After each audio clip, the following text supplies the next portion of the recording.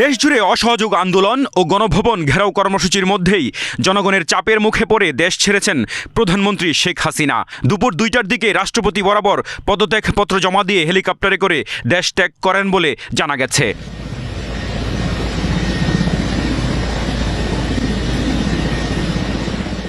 এ সময় 4বারের সাবেক প্রধানমন্ত্রী ও আওয়ামী লীগের সভাপতির সঙ্গে ছিলেন তার ছোট বোন শেখ রেহানা ও স্বজনরা। গণভবন ত্যাগ করার পরেই সাধারণ জনগণ বিজয় উল্লাস করে গণভবনের ভেতরে প্রবেশ করে দখল নেয়।